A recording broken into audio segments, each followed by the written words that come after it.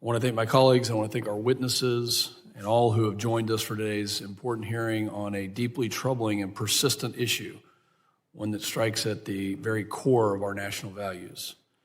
We convene today in the shadow of a deeply unsettling trend, the continuing rise in anti-Semitic attacks across the United States. This alarming pattern has been brought into sharp and painful focus by the recent incidents in Washington, D.C., Boulder, Colorado, and unfortunately many other events. Here in our nation's capital, just a few blocks away from where we sit right now, 2 young and innocent lives were taken in a brutal attack at the Capitol Jewish Museum following an event for young Jewish professionals. In Boulder, Colorado, several individuals were severely injured in a horrific act of violence during a peaceful demonstration meant to highlight the plight of Israeli hostages still being held by Hamas. Most recently, anti-ICE rioters in Los Angeles, and in fact many other cities, have attacked federal agents, torching streets, defacing property, and assaulting officers for enforcing the law.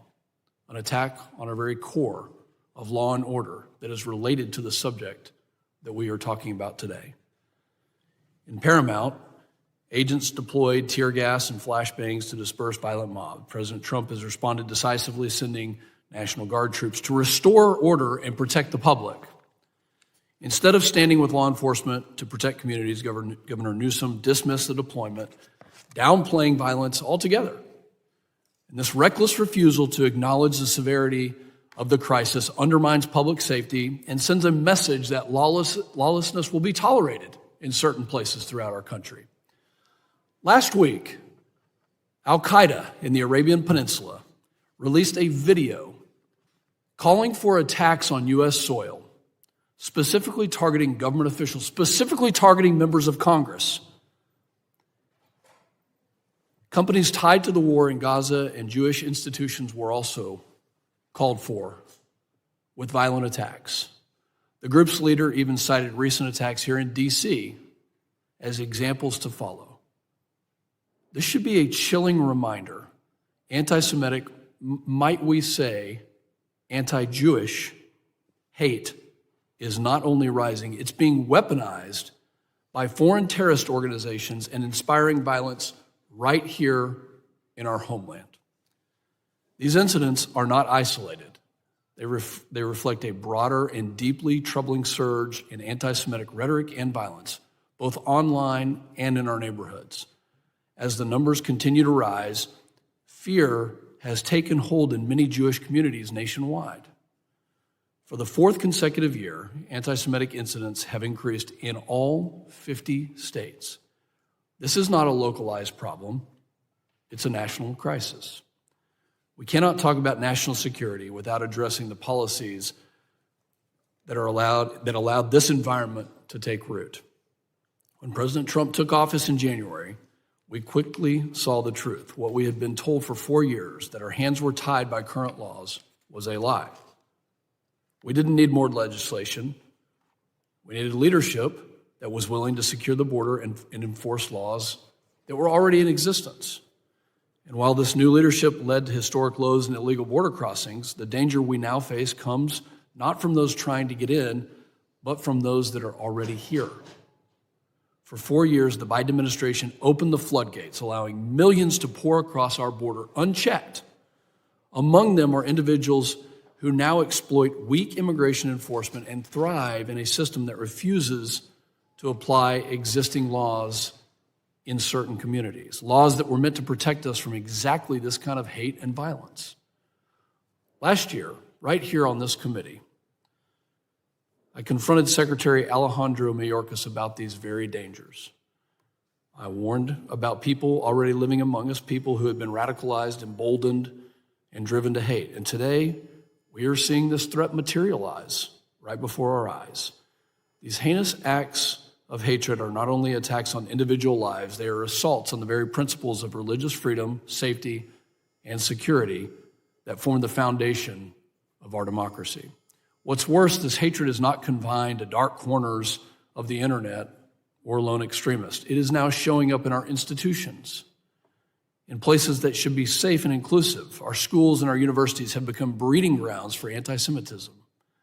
Jewish students are being harassed, intimidated, and in some cases physically attacked, often with little to no response from university leadership. This is a fact. This is happening.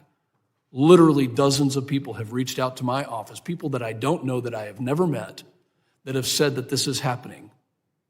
And nothing has been done at some of these universities and institutions. This failure to act is not neutrality. It is complicity.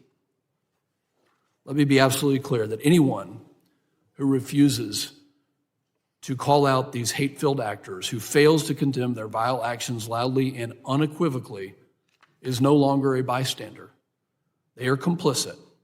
Silence and apathy in the face of anti-Semitism is not neutrality. It is permission to continue to act that way. And it enables the hate to spread and the violence to escalate. We will no longer tolerate cowardice or indifference when Jewish lives are under threat. The Jewish community has long been a vibrant and integral part of the nation's fabric, yet today too many Jewish Americans are now living with an ever-present fear for their families, their institutions, and their future simply because of who they are and what they believe.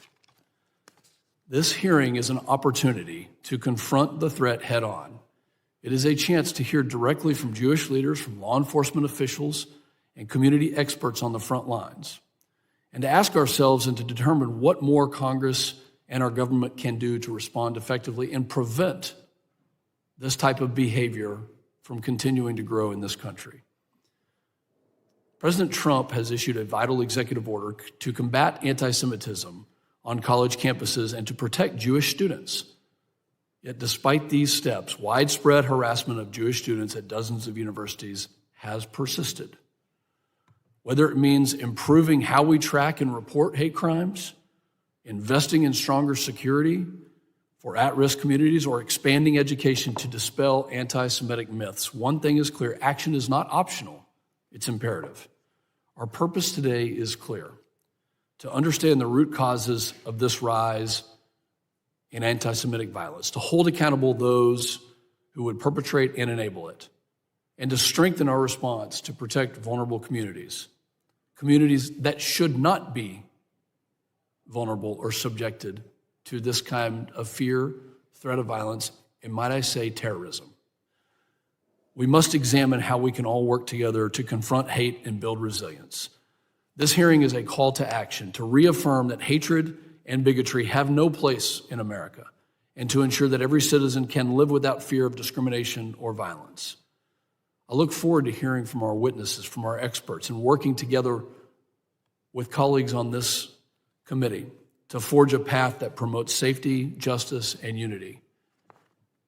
My hope today is that those that serve on this committee, regardless of party affiliation, will boldly condemn the actions that have led to violence against the Jewish community, the actions that just a couple of short weeks ago took the lives of two young, innocent Americans, the actions that have threatened our communities in places like Boulder, Colorado.